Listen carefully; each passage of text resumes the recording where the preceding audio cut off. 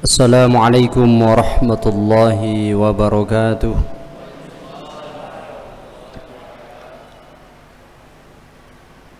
Alhamdulillahilladzi arsala rasulahu bil huda wa dinil haqq liyuzhirahu 'ala ad-dini kullihi wa kafa billahi shahida. Thumma assalatu wassalamu ala rasulillahi wa ala alihi wa ashabihi wa man tabi'ahum bi ihsanin ila yaumiddin. Amma ba'du, raditu billahi islam dina, rabbi syrah li sadri wa yassir li amri wahlul 'uqdatam min lisani yafqahu qawli. Wa qul ja'al haqqu wa zahaqal batil innal batila kana zahuqa. Hadirin wal hadirat, kaum muslimin dan muslimat, jamaah yang dimuliakan Allah Subhanahu wa taala. Alhamdulillah, kembali kita persembahkan puji syukur kehadirat Allah Subhanahu wa taala. Di malam yang berbahagia ini kita senantiasa mendapatkan karunia kesehatan dan keikhlasan untuk kembali bersama-sama duduk bermajlis di tempat ini untuk mengambil sebagian daripada faedah-faedah dan keutamaan-keutamaan agama kita yang merupakan tuntunan terbaik yang telah diajarkan oleh Allah Subhanahu wa taala dan Rasulullah, sebagai bekal yang tentu akan menjadi bekal mulia bagi kita semua di dalam mengarungi setiap dinamika kehidupan kita, agar supaya kita tidak salah jalan, menemukan jalan yang sesungguhnya, jalan yang dilalui oleh orang-orang yang beriman, oleh orang-orang yang soleh, jalan yang dirahmati dan diridhai oleh Allah Subhanahu wa taala. Dan insyaallah inilah jalan yang sesungguhnya yang telah dijabarkan di dalam berbagai firman Allah Subhanahu wa taala dan juga telah diterangkan oleh Rasulullah sallallahu alaihi wasallam di dalam hadisnya. Jalan yang mudah-mudahan kita istiqomah di dalamnya sampai kemudian kita menemukan manisnya iman, manisnya ibadah sebagai hadiah terbaik yang diberikan Allah kepada kita semua setelah kita bersungguh-sungguh menjalankan apa yang Allah telah perintahkan kepada kita dan apa yang telah dituntunkan oleh Rasulullah sallallahu alaihi wasallam. Hadirin yang mulia, kembali pada malam hari ini kita melanjutkan kajian tauhid kita, kajian akidah kita tentang bagaimana memahami esensi Allah Subhanahu wa taala sebagai pencipta, sebagai khalik yang menciptakan seluruh makhluk, tak terkecuali baik makhluk yang dapat terlihat maupun makhluk kecil yang tidak nampak seperti virus yang kadang-kadang mengganggu kehidupan manusia. Sebagai satu-satunya pencipta, tentu Allah punya otoritas, punya kehendak dan kewenangan untuk memerintahkan makhluk ini sesuai dengan apa yang Allah inginkan.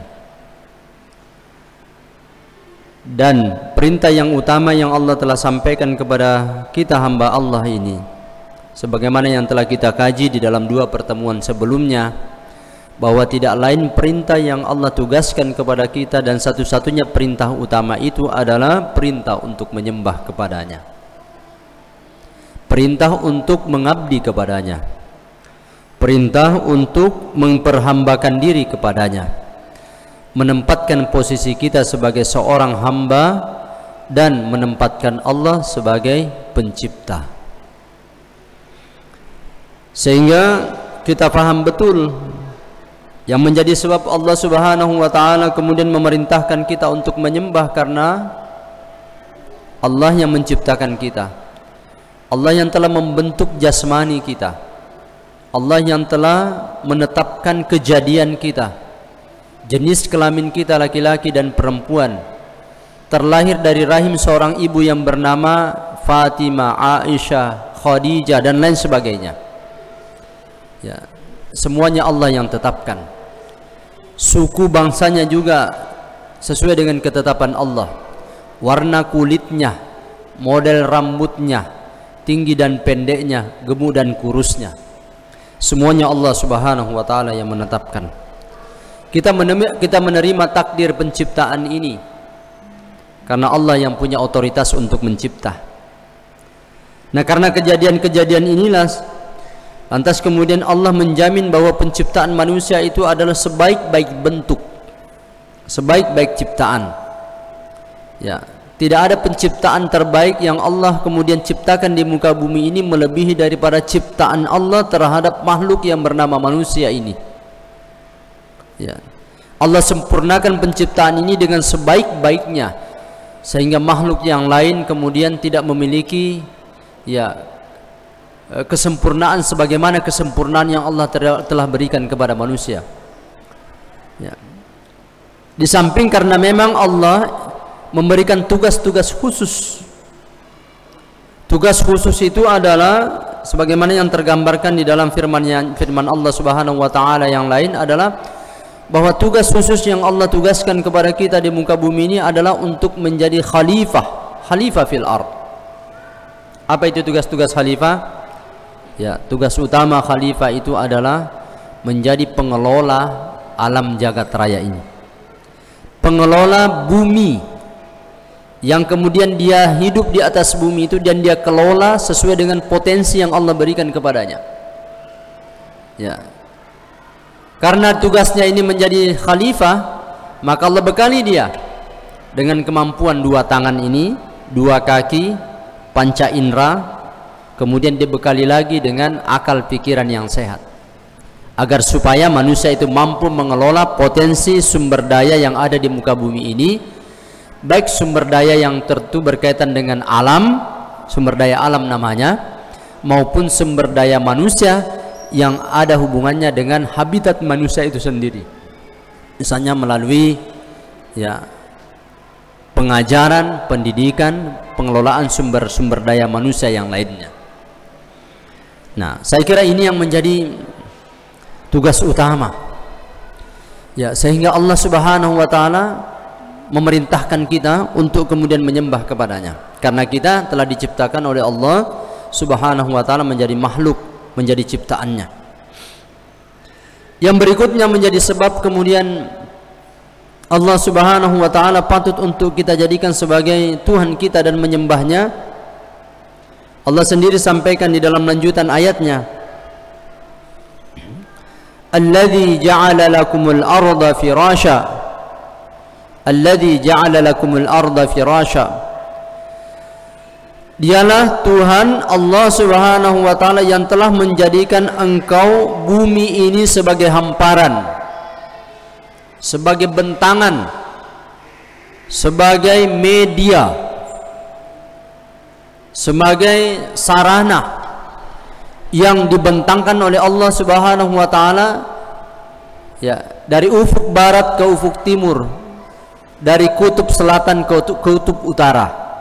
Semuanya Allah Subhanahu wa taala bentangkan ini sebagai apa? Tempatnya manusia ini hidup, yang umurnya itu menurut para ahli umur dunia ini ya kira-kira 1/3 dari umur alam semesta. Sepertiga waktu setelah diciptakan alam semesta ini, barulah kemudian terbentuk bumi ini.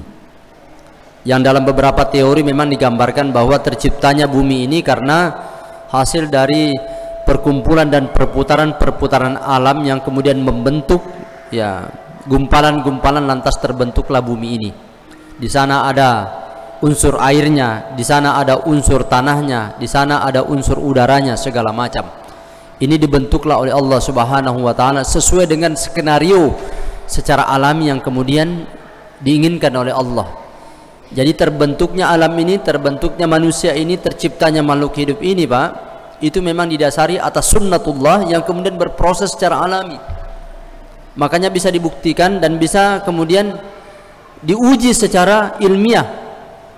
Ya. Agar supaya manusia itu bisa paham bahwa karena kita kadang-kadang tidak yakin dan tidak percaya kalau kita tidak buktikan secara ilmiah. Ya. Bedakan antara orang yang hanya kemudian beriman saja, yakin saja, dengan orang yang kemudian beriman dan membuktikan secara ilmiah. Kalau kita kaitannya dengan Allah Subhanahu wa taala, iman kita yang kemudian kita utamakan. Percaya bahwa Allah ada, percaya bahwa Allah itu sebagai pencipta, tanpa perlu kita membuktikan apakah betul ada Allah dari sisi jasmaninya, jasadnya. Karena kita tidak akan pernah mampu untuk kemudian melihat Allah di muka bumi, dan bukan tempatnya di dunia ini melihat Allah.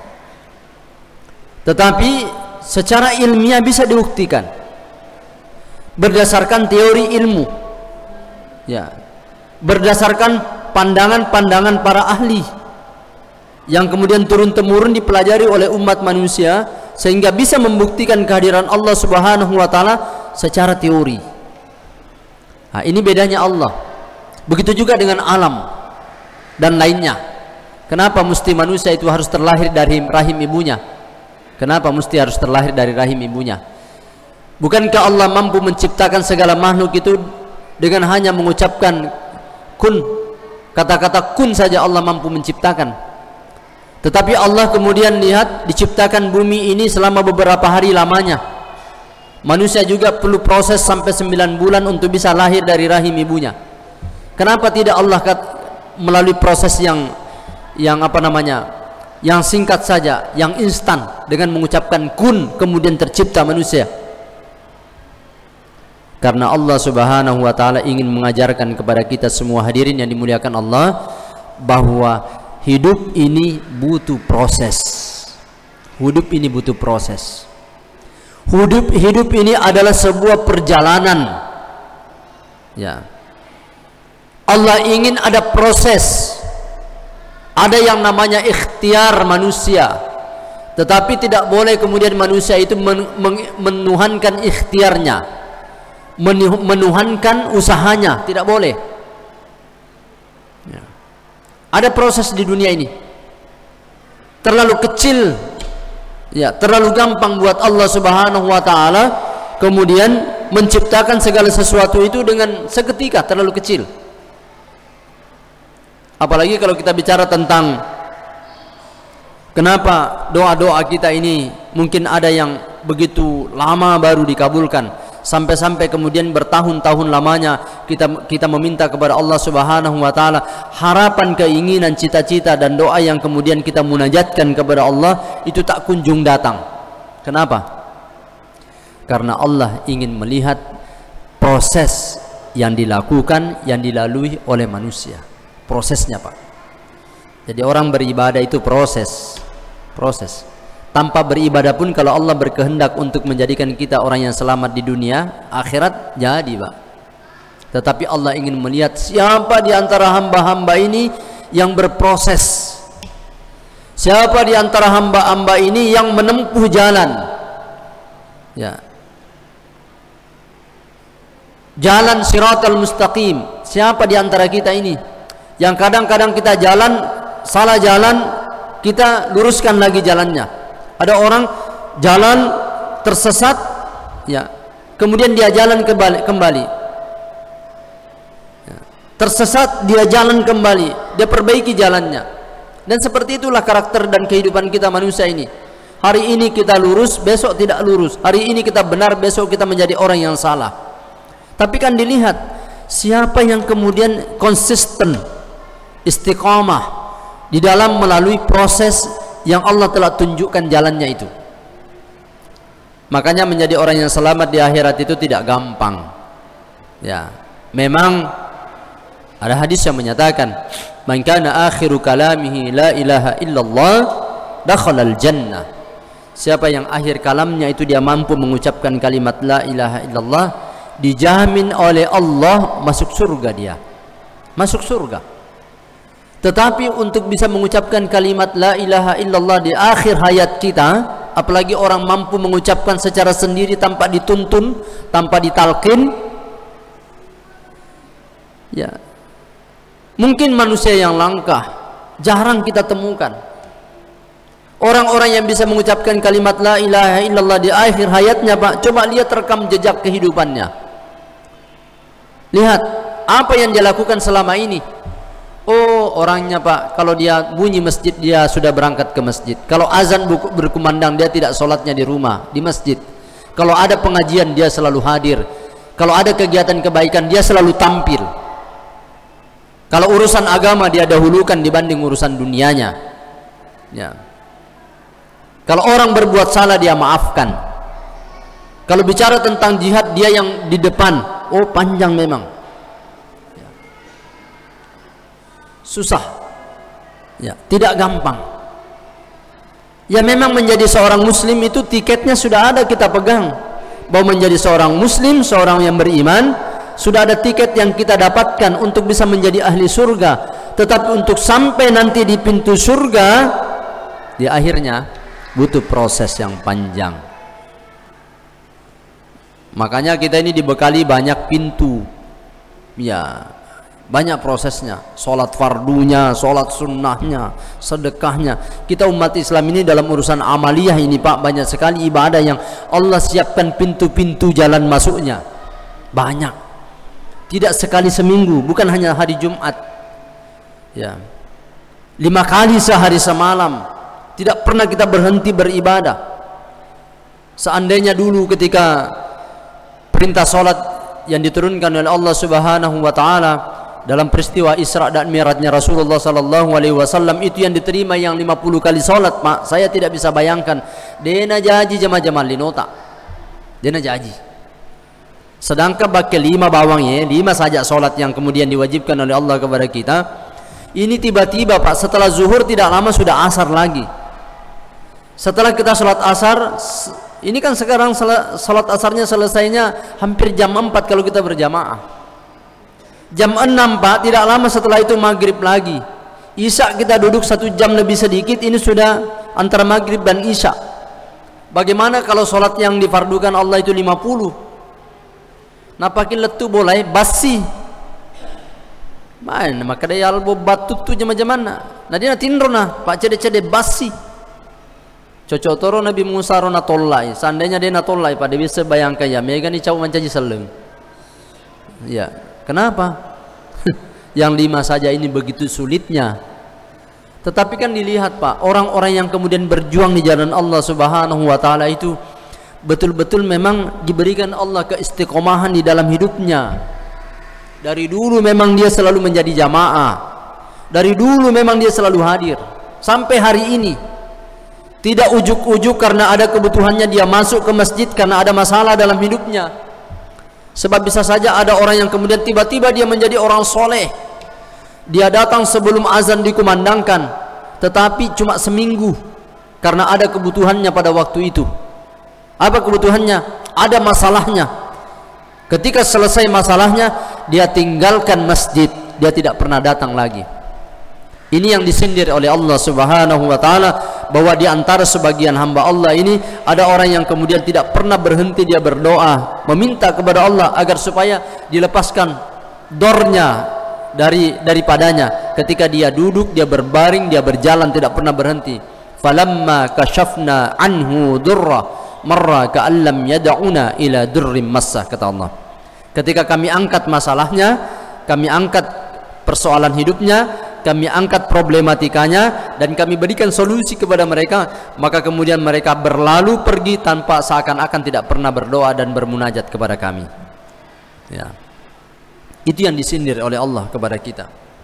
Jadi memang proses yang kita lalui di dalam kehidupan dunia ini memang penting. Makanya ikhtiar yang kita lakukan adalah memang secara perlahan, sedikit demi sedikit.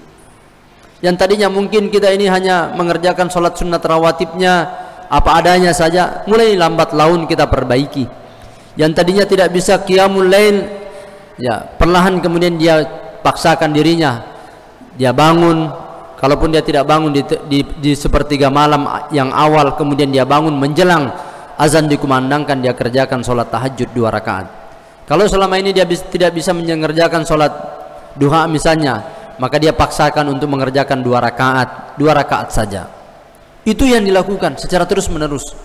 Kalau selama ini dia tidak pernah menyumbang banyak, dia mulai bersedekah sedikit demi sedikit, setiap hari, setiap pagi kemudian dia bersedekah.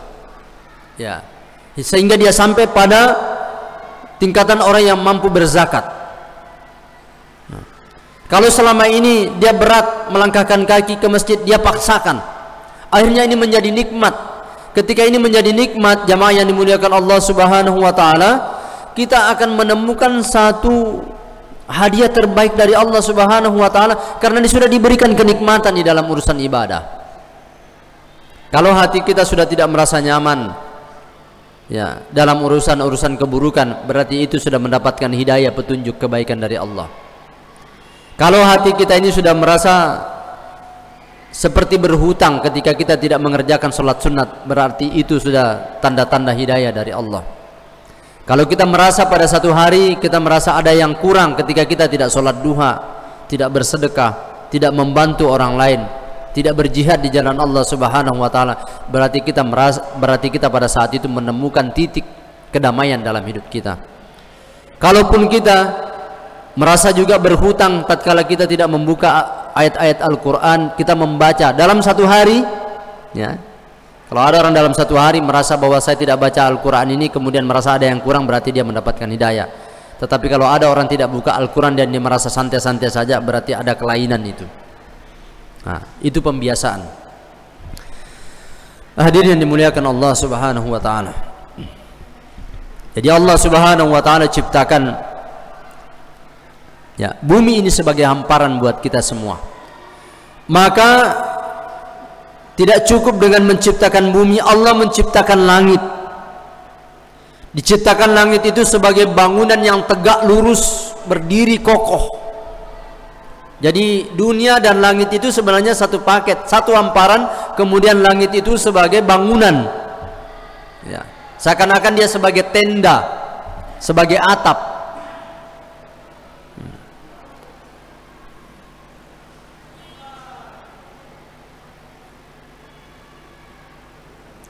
Wa anzala bihi minats thamarati rizqan lakum fa akhraja bihi minats thamarati, ya, fa akhraja bihi minats thamarati rizqan lakum.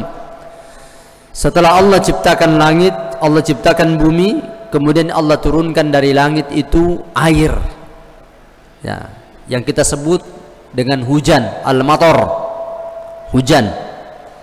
Turunlah air ini ke muka bumi yang terhampar tadi, sehingga ketika dia turun air ini, maka akan muncullah beraneka ragam tumbuh-tumbuhan, kata Allah. Jadi Allah memang yang desain ini, ya. Jadi bukan hanya hukum ilmu biologi atau ilmu fisika dan kimianya saja yang kemudian dilihat, akan tetapi Allah Subhanahu wa taala yang memang mendesain bahwa tatkala setelah diciptakan bumi ini, kemudian ada langit yang menjadi bangunan, diturunkan oleh Allah air dari langit ini untuk kemudian menyiram bumi, dan tumbuhlah berbagai macam tumbuh-tumbuhan. Dan dari tumbuh-tumbuhan itu kemudian lahirlah buah-buahan. Sebagai apa buah-buahan itu? Ya, buah-buahan itu adalah menjadi sumber makanan bagi manusia. Makanya Allah sampaikan di dalam firman-Nya ini dalam surah Al-Baqarah ini, ats-tsamarat, beraneka ragam buah-buahan. Dan kita menemukan di dunia ini banyak sekali macamnya buah-buahan.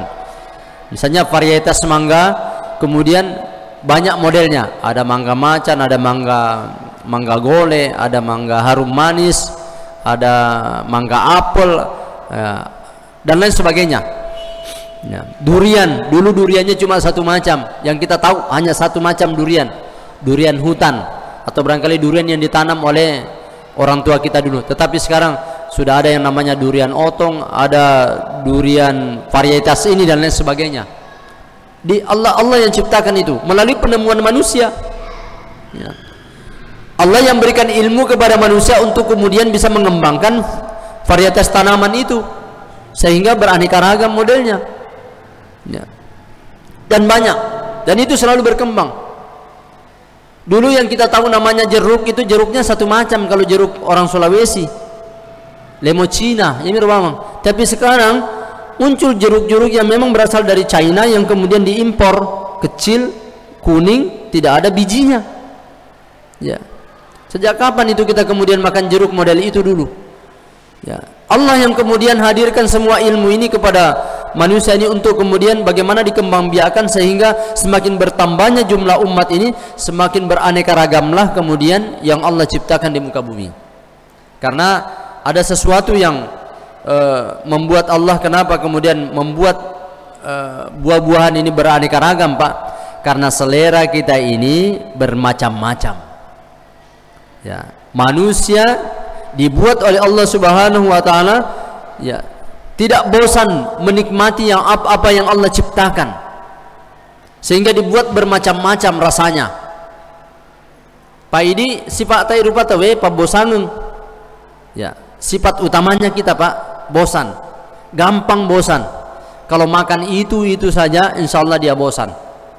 Ya, tidak ada orang yang konsisten makanannya itu, karena memang lidahnya diciptakan oleh Allah Subhanahu wa taala menginginkan berbagai macam rasa. Coba nih teita se ya rotawe di kolaka, ya kong kama mabalu bepa model baru ya mana sih rolokan lelung. Ya, pura sini matuna coba, apa aja nih? Engkau sih buka kero di media online, lo kemana sendiri? Ya, meskipun dia sebenarnya sudah tahu ingin mencoba. Ya, lo mana coba? Ya kepuranya coba selesai nih. Mampu kemotor pada sana, begitu juga rasanya sudah dicoba. Padahal sebenarnya dia sedikit tahu, ko yero na balu bensana miero, ko spaghetti na balu ya makalales tong na dianret. Cuma lo dicoba-coba. Durian juga demikian. Di sini makada durian mega masolang, silo tutuki cobai. Ya pura pi matu manoko-noko, yer pa balu setang manengka durian na mageloman nasa sesenam po letu di bolai bonyok. Pada nisan ya rumah kebung ya, termasuk saya lah gitu kan. Ya. Kita ini memang begitu modelnya, makanya Allah ciptakan macam-macam supaya kita tidak jenuh hidup di dunia ini. Begitu juga dengan warna kadang-kadang membuat orang ini warna baju agak beda nih, warna celah sih warna putih ya kan. Cuma majai di tapak ke tutur baju celah dipakai maka ada baju nak apa iro bapak itu turun pakai. Ya, maka dianeka-ragam lah, dibuat berwarna. Nah, tidak ada perasaan tak berbeda kita pakai baju yang berwarna-warni dengan yang satu macam warnanya. Tidak ada rasa, tidak ada bedanya. Itu yang membuat manusia ini, karena memang manusia sesuai dengan karakternya barangkali dia punya akal ini selalu ingin sesuatu yang baru yang lain. Ya, dibuat dia penasaran. Karena memang sebagian ahli mengatakan bahwa makhluk yang bernama manusia ini adalah makhluk yang unik, yang selalu ingin mencari sesuatu yang lain, selalu haus akan pengetahuan. Makanya kita itu Pak sampai akhir hayat kita ini tidak pernah berhenti belajar, selalu ingin tahu, terutama terkait dengan berita. Semakin tua orang itu Pak semakin tahu, semakin ingin tahu banyak berita, ingin tahu. Ya aku buka channel TV berita tu nasapa, dena pada maloloy, ku maloloy. Tanya berita biasa nasapa, paling yang dia cari adalah hiburan. Tetapi semakin tua, semakin berumur seseorang Pak, semakin haus akan informasi. Ya, karena sifatnya seperti itu. Nah, Allah ciptakan ini beraneka ragam. Dan disinilah kemahakuasaannya Allah, yang misalnya menciptakan satu tumbuh-tumbuhan berbeda rasanya. Dia ciptakan yang namanya makanan pokok bagi manusia yang bernama beras. Antara satu beras dengan beras yang lain bisa berbeda rasanya. Ya. Yang diciptakan oleh Allah Subhanahu wa taala sayur mayur beda rasanya, sayur bayam dengan sayur kangkung. Diciptakan oleh Allah Subhanahu wa taala habitat hewan, beda rasanya kalau kita makan kambing dengan makan sapi, beda. Bahkan Allah ciptakan beraneka ragam ikan di lautan itu Pak, sangat beda rasanya. Ya. Dan Allah yang Maha Kuasa, kenapa bisa berbeda rasanya? Bahkan ikan air laut kita makan tidak pernah kita merasakan bahwa ikan yang berada di dasar laut itu ternyata begitu sampai di daratan dia tidak asin, dia tetap tawar. Allah yang berkehendak. Dia tu gaga balik ma peje kecuali balik di peje. Dia gaga balik. Ya. Jadi orang balik tanya maka ada monro di peje kemudian ma peje deh. Di peje pin apa ma peje. Jadi kong keteman nasu balik tasi ditaruh pi peje di ma peje. Tapi kong keteman nasu baletasi kemudian taruh peje makemme. Padahal hidupnya itu di air laut.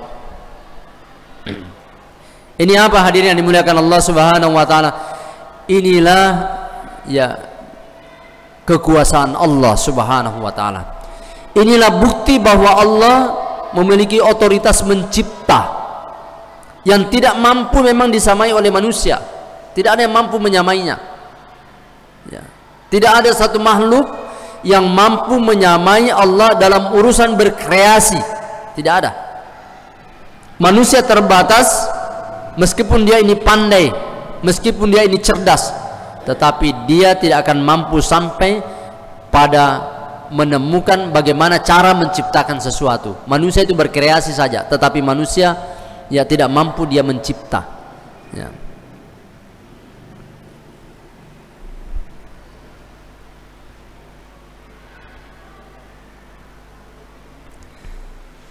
Setelah Allah kemudian menciptakan beraneka ragam karunia dan nikmat di muka bumi ini sebagai tempat kita, sebagai sarana bagi kita sekalian untuk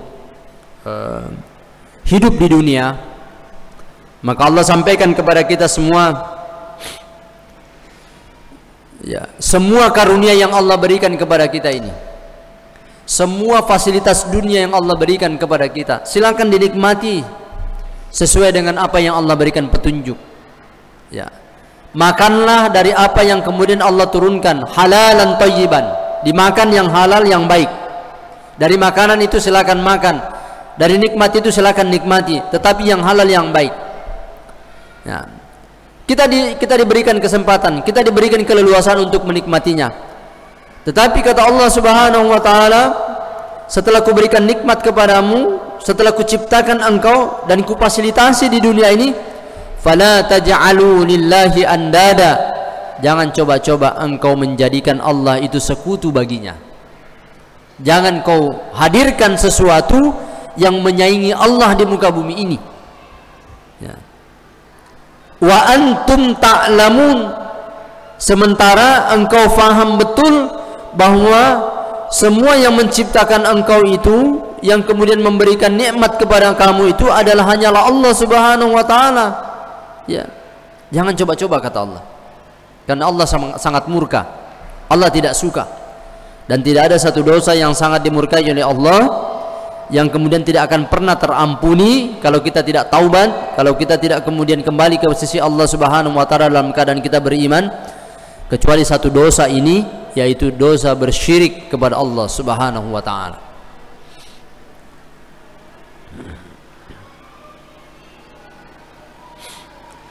Hadirin yang dimuliakan Allah,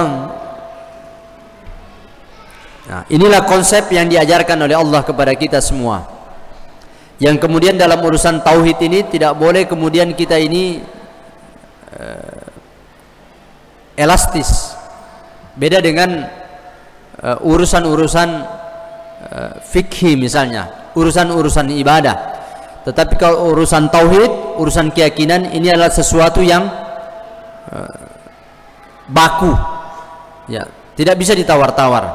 Sehingga Allah sampaikan di dalam firman-Nya yang lain, wa man lam yu'min billahi, ya, wa man lam yu'min billahi wal yaumil akhir, atau wa man lam yu'min billahi wa rasulihi fa inna a'tadna lil kafirina sa'ira.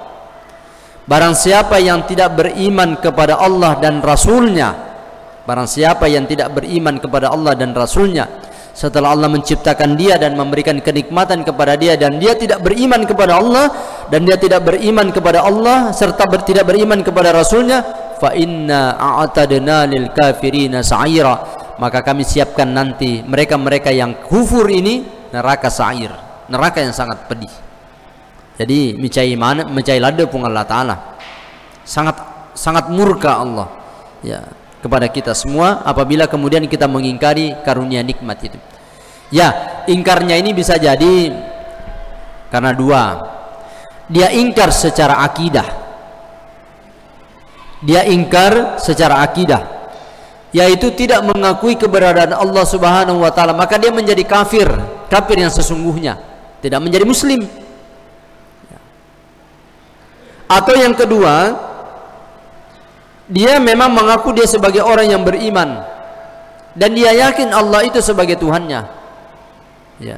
Dia paham bahwa Allah yang menciptakan dia, namun dalam perilaku dan tindakannya dia ini mengkufuri Allah dalam hal nikmat Allah, yang disebut sebagai orang yang kufur nikmat, menyalahi keyakinannya terhadap nikmat-nikmat Allah. Dalam urusan nikmat dia seakan-akan menafikan Allah. Dalam urusan keberadaan Allah dia yang memang yakini, tetapi nikmat Allah dia tidak yakini bahwa Allah itu punya nikmat ini. Termasuklah di dalamnya orang-orang yang enggan kemudian beribadah kepada Allah ya. Orang yang enggan beribadah, orang yang enggan menjalankan perintah Allah, itu adalah orang yang kufur nikmat. Dia tahu bahwa Allah yang kasih dia ruh, Allah yang kasih dia kesempatan hidup, Allah yang memberikan dia karunia makan, karunia tempat tinggal, bahkan Allah berikan dia kendaraan, tetapi justru dia jauhi Allah Subhanahu wa taala. Dia sama sekali tidak mengerti bahwa sesungguhnya apa yang kemudian yang dia miliki saat ini adalah merupakan titipan dari Allah kepadanya. Itu orang kufur juga namanya. Makanya orang yang tidak mau beribadah dan ini lemas sembahyang ya tahu kafir ya, sana itu Pak, kafir. Jadi wajar ketemu totar yolo ya, orang-orang tua kita kalau lihat anaknya tidak sholat, apa dia bilang? Kafir, kafir, kufur nikmat ya. Kasar betul, karena memang orang yang tidak sholat itu tidak masuk surga. Apanya yang bisa menjamin dia masuk surga? Dia tidak mengerjakan apa yang diperintahkan Allah, kufur dia. Orang yang tidak mau mengeluarkan zakat juga bagian orang yang kufur nikmat. Tidak mau mengeluarkan zakat bagian daripada orang yang kufur nikmat.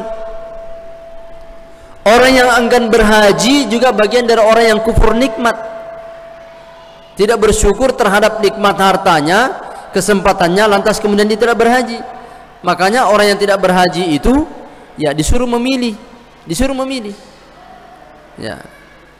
Orang yang tidak berhaji, dia mampu tidak berhaji, itu disuruh memilih menjadi orang yang tetap muslim atau tetap menjadi orang yang kemudian kufur terhadap nikmat itu ya. Sehingga saya biasa sampaikan Pak ya, kalau ada orang yang sudah mampu membeli kendaraan, apalagi kalau kendaraan yang dia beli itu ya tergantung sebenarnya.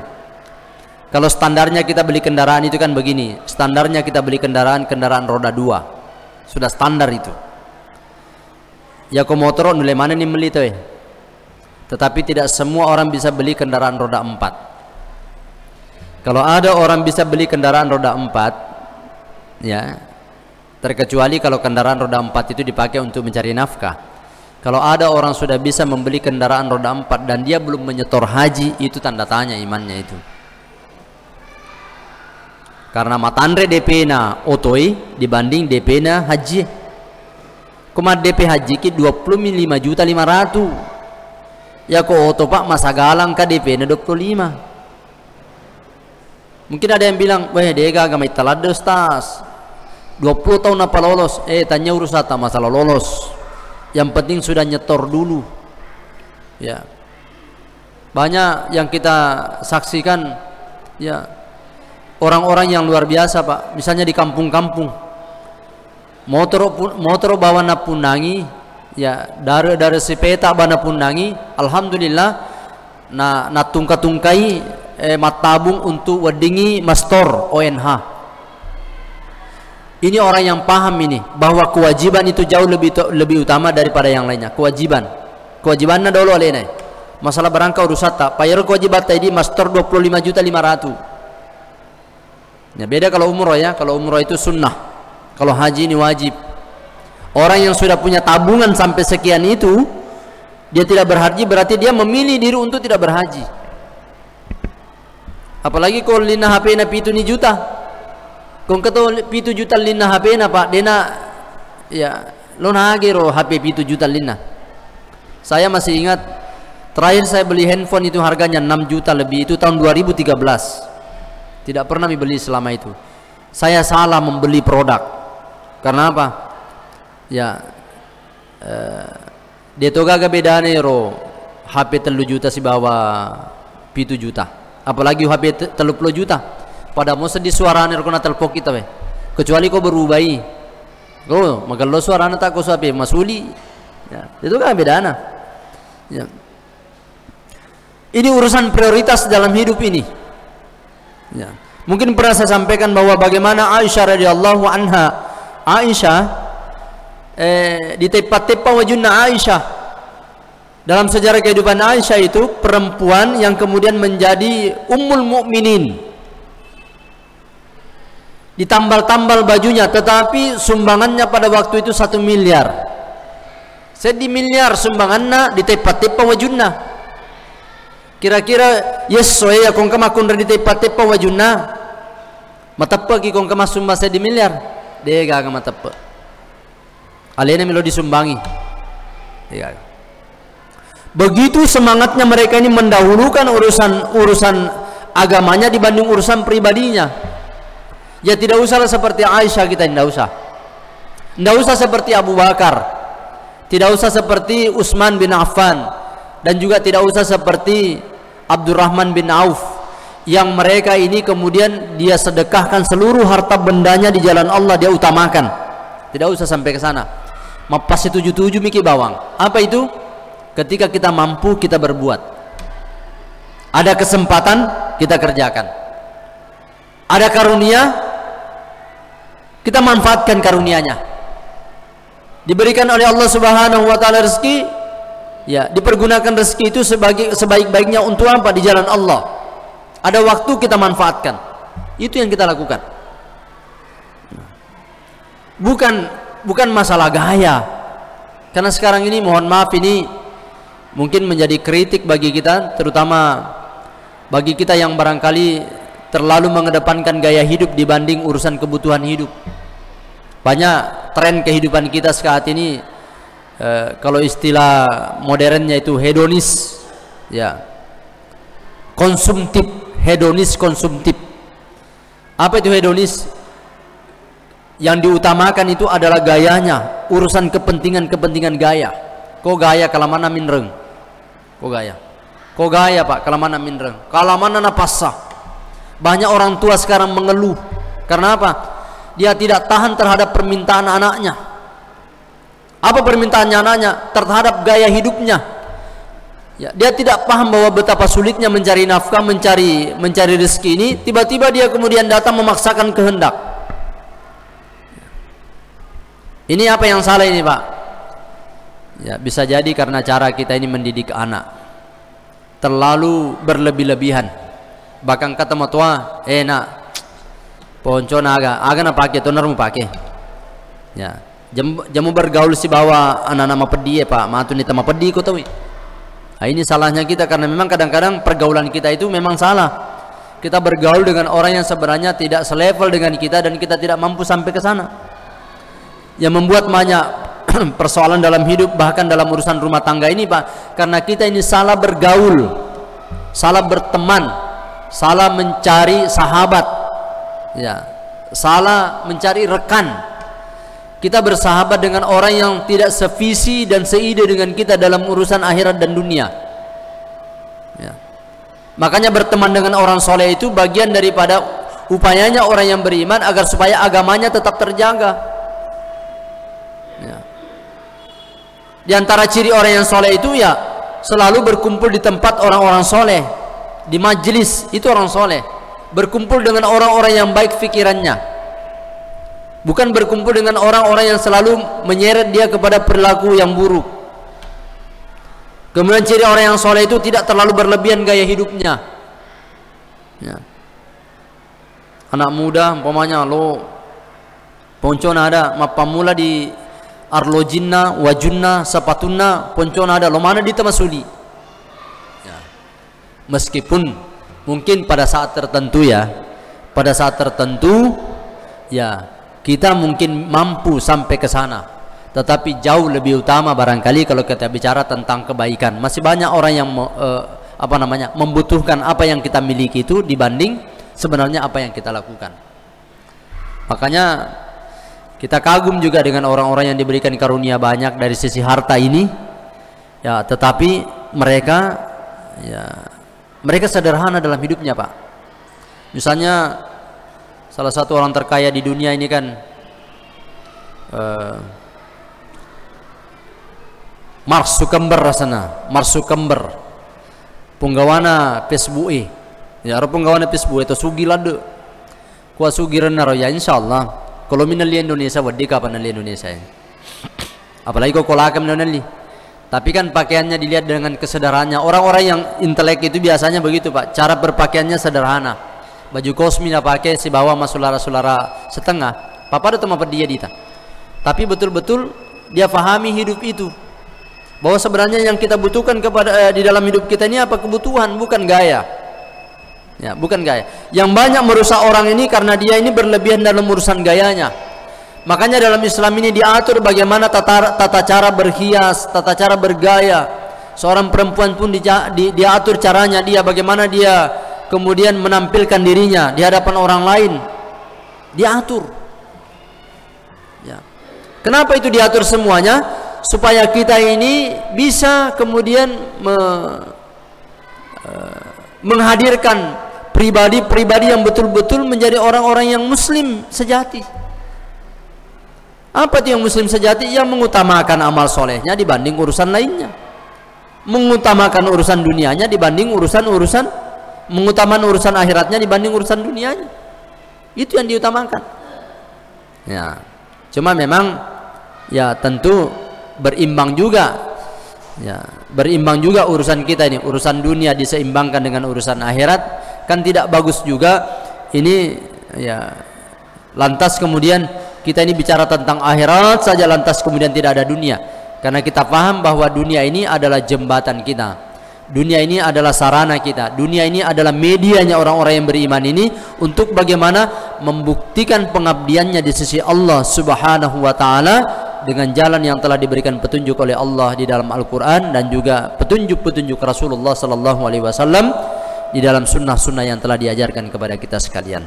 Akhirnya tentu kita berharap kepada Allah ya, Allah mengistiqomahkan kita, memberikan pencerahan kepada kita, memberikan hidayah kepada kita untuk senantiasa menjadi orang-orang yang bersyukur atas nikmat yang Allah telah berikan kepada kita semua, berupa memanfaatkan setiap kesempatan kita, setiap nikmat kita, agar senantiasa kesempatan dan nikmat itu adalah sesuatu yang kita persembahkan di hadapan Allah sebagai nilai kebaikan dalam kehidupan kita.